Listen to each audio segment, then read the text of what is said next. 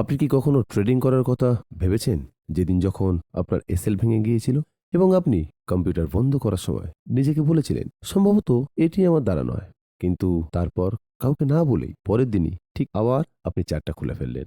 কিন্তু কেন? কারণ কোথাও না কোথাও আপনি এখনো নিশ্চিত ছিলেন যে আপনি পারবেন। কিন্তু প্রতিবার হেরে যাওয়ার পর আপনি নিজেকে সেই সন্দেহ করতে শুরু করেন, এটা কি আমার দোষ নাকি ভাগ্য? লেনদেনের লোকসান কেবল অর্থের বিষয় নয়, আশা ভেঙে যায়, আত্মবিশ্বাস কমে যায় এবং একটি কণ্ঠ বলে এইসব ছেড়ে দিন, আপনি এটি করতে পারবেন না। কিন্তু আসল মজাটা এখান থেকেই শুরু। এবং এই যুদ্ধটি বিশ্বের সবচেয়ে অভিজ্ঞ ট্রেডিং কোচ ব্রেট স্টেইনবার্গার প্রকাশ করেছেন। তার একটি কথা স্পষ্টভাবে বলেন, বাজার আপনার শত্রু নয়, বাজার প্রতি আপনার প্রতিক্রিয়া, আর সেখান থেকেই শুরু হয় এই যাত্রা। এমন একটি যাত্রা যা চার্টের চেয়ে আপনার চিন্তাভাবনাকে আরও বেশি পরিবর্তন করতে চলেছে। আমি হবি, আজ আমি আর্ট অফ ট্রেডিং এর সেই 10টি গোপন নীতি সম্পর্কে জানাতে যাচ্ছি, যা না বুঝেই কোনো ট্রেডিং সিস্টেম কোনো কৌশলকে টিকিয়ে রাখতে পারে না। এই নীতিগুলি ব্রেইট কেবল বইতে লেখেননি, বরং শত শত পেশাদার ব্যবসায়ীদের জীবন পরিবর্তন করে জীবনযাপন করেছেন। এই অধ্যক্ষরা চার্ট, সূচক বা নিদর্শন সম্পর্কে কথা বলেন না। এটি আপনার মন, আপনার ভয় এবং আপনার পরিচয়ের কথা বলে। আপনিও যদি হেরে গিয়ে ক্লান্ত হয়ে পড়েন, নিজের প্রতি আস্থা হারিয়ে ফেলেন, তাহলে সম্ভবত এই 10জন অধ্যক্ষ আপনাকে নিজের সাথে পুনরায় মিলিত করতে এসেছেন। তবে সাবধান, এটি কোনো সাধারণ নিয়ম নয়। এই নীতিগুলির একটি উপেক্ষা করে আপনার বাণিজ্য যাত্রা কখনো কখনো লক্ষ্য লক্ষ্যে পৌঁছতে পারে না। কারণ এটি 10টি নয়, 10টি তালা, এবং প্রতিটি মূলধনের পরবর্তী তালাটির চাবিকাঠি। আপনি যদি একটি চাবি হারিয়ে ফেলেন, তাহলে হয়তো কখনো দরজা খুলবে না। এই কারণেই আপনাকে শেষ পর্যন্ত এই অডিওটি অবশ্যই শুনতে হবে, কারণ আজ আপনি শিখতে চলেছেন যা আজ পর্যন্ত কেউ আপনাকে শেখায়নি। সুতরাং বন্ধুরা, আর্ট অফ ট্রেডিং এর প্রথম এবং সবচেয়ে গুরুত্বপূর্ণ নীতি, নিজেকে চিনুন। কথাটা শুনতে যতটা সহজ মনে হয়, তবে এটি এমন একটি লিঙ্ক যা 90% ব্যবসায়ী কখনো বুঝতে পারে না। এবং বিশ্বাস করুন, কোনো সূচক, কোনো কৌশল, কোনো গুরু আপনাকে সাহায্য করতে পারবেন না যতক্ষণ না আপনি নিজেকে বুঝতে পারবেন। ব্র্যাড স্টেইনবার্গার লিখেছেন, সবচেয়ে সফল ব্যবসায়ীরা কেবল তাদের মাস্টার মাইন্ড দিয়ে তারা মাস্টার হয়নি, নিজেরাই মাস্টার। আর এটাই একজন গড় ব্যবসায়ী এবং একজন দক্ষ ব্যবসায়ীর মধ্যে পার্থক্য। এখন প্রশ্ন হলো, নিজেকে বোঝার অর্থ কি? তার মানে কি আপনি জানেন যে আপনি কখন নার্ভাস হন, আপনি কখন তাড়াতাড়ি বিরক্ত হন, আপনি কখন অনুভব করেন যে আপনার মন শীতল, এবং যখন সে আগুন ধরে যায়? কারণ বাজার আপনাকে হতাশ করে না, সেই একই পুরনো অভ্যাস যা আপনি না জেনে প্রতিদিন পুনরাবৃত্তি করেন। আপনি যদি নিজেকে না জিজ্ঞাসা করেন, আমি কেন এই ব্যবসা করছি, এটা কি আমার সেটআপ নাকি আমার আবেগ, সুতরাং এটি সত্য যে আপনি বাজারে হারবেন না, বরং আপনার অভ্যাসের হাতে হারবেন। রুটিনকে বলা হয় আত্মসচেতনতার অভাবের অসঙ্গতিপূর্ণ ব্যবসায়ী। মনে করুন এটি বাজার, তবে এটি সাধারণত নিজেরাই হয়। এখন ভাবুন, আপনি কতবার একটি দুর্দান্ত বাণিজ্য পরিকল্পনা করেছেন, কিন্তু যখন আসল সময় এসেছিল, আপনি পরিকল্পনাটি ভেঙে দিয়েছিলেন। কেন? কারণ ভয় এসেছিল, বা লোভ এসেছিল, বা অন্যের কথা শুনে আপনার আত্মবিশ্বাস ভেঙে গিয়েছিল। এখানেই আত্মসচেতনতা আসে। একজন ভালো ব্যবসায়ী ট্রেড করার আগে নিজেকে স্ক্যান করে, আজ আমার মেজাজ কেমন, আমি কি কোনো মানসিক চাপে আছি, আমি কি রিটার্নে অনুভূতি নিয়ে ট্রেড করছি? কারণ ব্রেড বলেছিলেন যে আপনার আবেগগত অবস্থা আপনার বাণিজ্যিক অবস্থায় পরিণত হয়। অর্থাৎ আপনি যদি ভিতর থেকে ভেঙে পড়েন, তাহলে বাইরের দিক থেকে আপনার যতই কৌশল থাকুক না কেন, আপনি পিছলে পড়বেন। সুতরাং প্রথম অধ্যক্ষ এটাই বলেছিলেন, 4টি পড়ার আগে নিজেকে বলুন, এবং নিজেকে পড়া কখনো দিনের কাজ নয়, এটি একটি প্রথা, একটি অনুশীলন যা আপনাকে প্রতিটি বাণিজ্যের আগে করতে হবে। কিন্তু কিভাবে? একটি জার্নাল তৈরি করুন। প্রতিটি ট্রেডের পর সেই সময় আপনার কেমন লেগেছিল তার একটি নোট তৈরি করুন। আপনার জয় পরাজয় দুটোই লিখে রাখুন। এটা তিক্ত হবে, কিন্তু এটাই হবে আপনার আসল আয়না।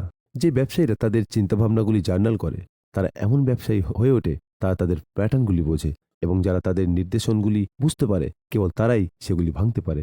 মনে রাখবেন, বাজারের সবচেয়ে বড় সেটআপ কোনো চার্ট নয়, এটি পর্দার সামনে বসে থাকা লোক, আপনি নিজে। কারণ আপনি যদি নিজেকে না জানেন, তবে প্রতিটি বাণিজ্য একটি কৌশল হয়ে উঠবে, এবং আপনি যদি নিজেকে বুঝতে পারেন, তবে প্রতিটি বাণিজ্য সেই গন্তব্যের দিকে একটি পদক্ষেপ হতে পারে যা আপনি কখনো নীরবে স্বপ্ন দেখেছেন। অধ্যক্ষ আপনাকে এটাই শেখায়, ট্রেড করার আগে আপনাকে নিজের সাথে বন্ধুত্ব করতে হবে, এবং যখন আপনি আপনার মন, আপনার মেজাজ, আপনার উন্মাদনা বুঝতে পারবেন, তখন আপনি কোনো শব্দ ছাড়াই বাজারে শব্দ শুনতে পাবেন। কারণ আপনার চিন্তাভাবনার মধ্যে প্রকৃত ব্যবসায়িক প্রান্ত লুকিয়ে রয়েছে। আর বন্ধু, এই জিনিসটি যদি আজ আপনার হৃদয়ে থাকে, তাহলে আপনি সবেমাত্র অর্ধেক ট্রেডিং গেম জিতেছেন। কিন্তু এটা তো কেবলই শুরু, কারণ এখন যে অধ্যক্ষ আসতে চলেছে তিনি আপনার চোখ বন্ধ করে দেবেন, কিন্তু আপনার মন খুলে দেবেন।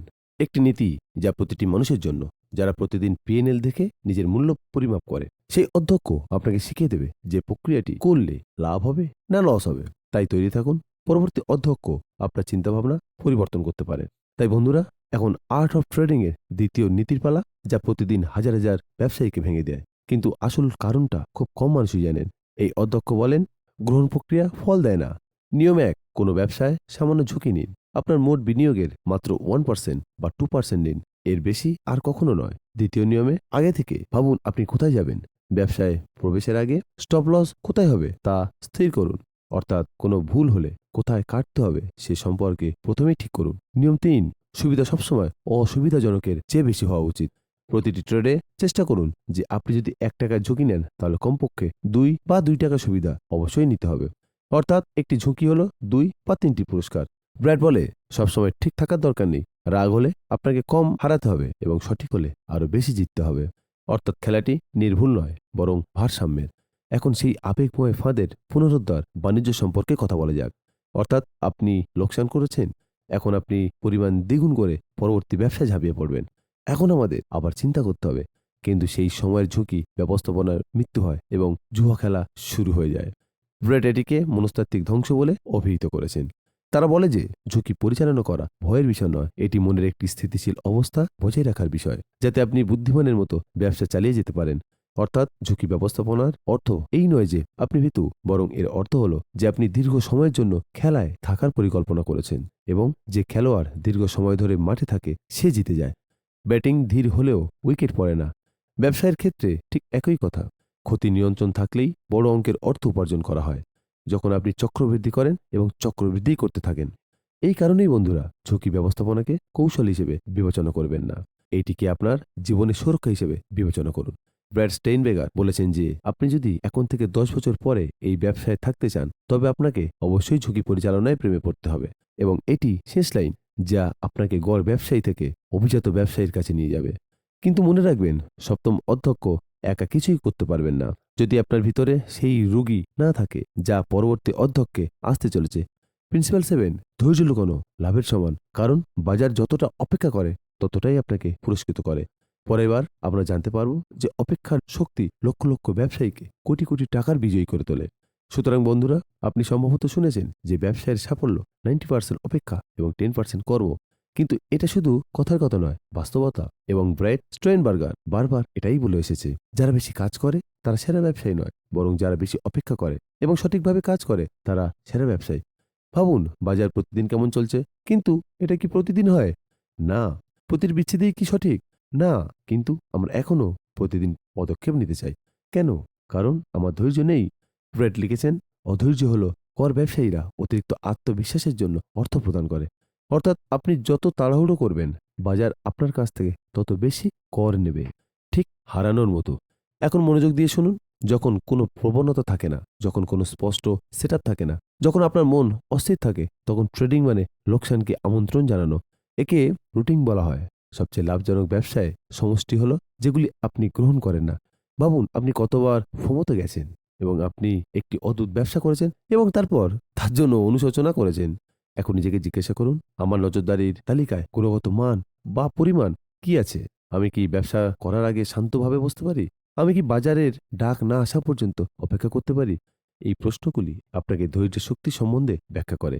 ব্রেট স্টেইনবার্গার একটি মনস্তাত্ত্বিক প্যাটার্ন বর্ণনা করেছেন, যা তিনি বলেন, প্রত্যাশিত উদ্বেগের অর্থ হলো আমরা মনে করি যে আমরা যদি একটি ভালো বাণিজ্য মিস করি তবে বড় কিছুর অভাব রয়েছে, এবং এই ভয়ে আমরা কোনো ব্যবস্থা ছাড়াই কেবল আবেগ দিয়ে ব্যবসা করি।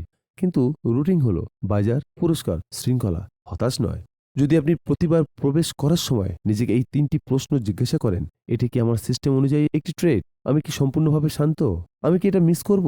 যদি এটি আত্মবিশ্বাসী বলে মনে না হয়, তাহলে আপনি একজন ভিন্ন ব্যবসায়ী হতে শুরু করবেন। ব্র্যাড বলেন, এটি একটি শক্তিশালী রেস্তোরাঁ, অনিষ্ক্রিয়। ধৈর্যের অর্থ অলস হয়ে বসে থাকা নয়, এর অর্থ হলো প্রস্তুত থাকা, কিন্তু সময় ঠিক থাকলেই হবে। মনে রাখবেন, মার্ক মিনারভানি, পল টিউটর জোন্স বা ব্র্যাড স্টেইনবার্গার প্রত্যেক বড় ব্যবসায়ী একটা কথা বলেছেন, আমরা সেই পিচের জন্য অপেক্ষা করি যা আমরা শক্তভাবে আঘাত করতে পারি এবং বাকিদের উপেক্ষা করতে পারি। বাজার প্রতিদিন সুযোগ প্রদান করে, তবে এর মধ্যে কয়েকটি সোনার খনি আছে। আপনি যদি ধৈর্য ধরে রাখতে না পারেন, তাহলে সেই বাস্তব সুযোগের আগেই আপনি ক্লান্ত হয়ে পড়বেন এবং আপনার টাকা পয়সা লুটপাট হয়ে যাবে। আর এটাই প্রকৃত শিক্ষা। ব্যবসা মানে শুধু মুনাফা অর্জন করা নয়, ধৈর্য আপনার মানসিক শক্তি ধরে রাখে। কারণ আপনার মন যদি প্রতি মুহূর্তে ব্যবসায় দৌড়াদৌড়ি করে, তাহলে ক্লান্তি আপনাকে ভুল করতে বাধ্য করবে এবং এটাই রুটিন ব্যাখ্যা করে। ধৈর্য স্বচ্ছতা তৈরি করে, স্পষ্টতা যথার্থতার দিকে পরিচালিত করে, লাভ তৈরি করে। একজন পেশাদার ব্যবসায়ী জানেন যে কখনো কখনো সপ্তাহে মাত্র একটি ট্রেডই যথেষ্ট, আর যদি এটি উচ্চমানের হয় এবং সেই গুণটি অপেক্ষা থেকে আসে। তাই রুটির এই শক্তিশালী মন্ত্রটি মনে রাখবেন। বয়স হলে ব্যবসা করুন, যখন আপনি নিচে আছেন। এখন কল্পনা করুন যদি আপনি কেবল এই নীতিটি গ্রহণ করেন, তবে আপনি কতগুলি ক্ষতি এড়াতে পারেন। এবং একই ক্ষতি এড়াতে পারেন সানহিডেন প্রফিটস। কারণ এটা শুধু অর্থ উপার্জনের বিষয় নয়, অর্থ সঞ্চয় করাও একটি মুনাফা। এবং যে লুকানো নায়ক সেই মুনাফা নিয়ে আসে, সেই হলো আসল ধৈর্যের মানুষ। কিন্তু বন্ধুরা, একা কাজ করে না, তার আরও একটি জিনিস দরকার, এবং সেটি হলো পরবর্তী অধ্যক্ষ যে জার্নালটি খুলবেন, যে দরজা থেকে আপনার বিকাশের মানচিত্র তৈরি করা যেতে পারে। কারণ আপনি যদি খাতা মেনটেন না করেন, তাহলে আপনি একই পুরনো ভুলের পুনরাবৃত্তি করছেন। তো বন্ধুরা, আপনারা নিশ্চয়ই অনেক ব্যবসা করেছেন, কখনো লাভ কখনো ক্ষতি। কিন্তু এখন নিজেকে একটা প্রশ্ন করুন, আমি কি সত্যিই জানি কেন আমি জিতি বা কেন আমি হেরে যাই? যদি উত্তর না হয়, তাহলে আপনি কোনো মানচিত্র ছাড়াই জঙ্গল হাঁটছেন। ফ্র্যাড স্টেইনবেগার বলেছেন, জার্নালটি কখনো ডায়েরি নয়, এটি একটি আয়না। অর্থাৎ জার্নাল হলো একটি আয়না যা আপনাকে দেখায় যে আপনি নিজের কাছ থেকে কি লুকিয়ে রেখেছিলেন। আপনার অভ্যাস, আপনার ভুল, আপনার মানসিকতা এবং আপনার বয়স সবকিছু সেই পৃষ্ঠায় প্রকাশিত হয়। আপনি যদি সততার সঙ্গে লেখেন, তাহলে বলা হয় রুটিন পরিষ্কার। আপনি যদি আপনার ট্রেডিং জার্নাল না করেন, তাহলে আপনি বেড়ে উঠছেন না, আপনি কেবল আরও একটি বিষয় নিয়ে জুয়া খেলছেন। এখন জার্নাল শুনুন, কেবল সেই লেখার নাম নয় যা ক্রয়, বিক্রয়, লাভ, ক্ষতি করে। রুটিন একটি কাঠামোগত উপায়ের পরামর্শ দেয়, এবং সেটি হলো 3 অংশের জার্নাল পদ্ধতি। প্রথম অংশে পর্যবেক্ষণ। আপনি কি ব্যবসা করছেন? কেন নিয়েছিলেন? পরিকল্পনাটা কি ছিল? কি হয়েছে? সেই সময় আপনার অনুভূতি কেমন ছিল? এটা কি ভয়, লোভ বা তাড়াহুড়ো ছিল? আপনি নিষ্প্রহ নাকি বিনয়ী? তৃতীয় অংশে প্রতিফলন। ঠিক করছিস তো? ভুলটা কি ছিল? আবার কি এমন হবে? এমন কিছু আছে যা আপনি উন্নত করতে পারেন? ব্র্যাড বলেন, ব্যবসায়ের বৃদ্ধি বেশি বই পড়ার মাধ্যমে নয়, বরং নিজের আচরণ পর্যালোচনা করার মাধ্যমে হয়। আপনার মধ্যে সমস্ত জ্ঞান রয়েছে, আপনাকে কেবল একটি সুর তৈরি করতে হবে। এখন কল্পনা করুন, যখন আপনি প্রতি সপ্তাহে আপনার জার্নালটি দেখবেন, তখন আপনি এই নিদর্শনগুলি দেখতে শুরু করবেন। আপনি কখন বারবার প্রবেশ করছেন? আপনি কখন অতিরিক্ত লেনদেন করছেন? কোন সেটিংগুলি আপনার জন্য কাজ করে? ক্ষতির কারণ কি?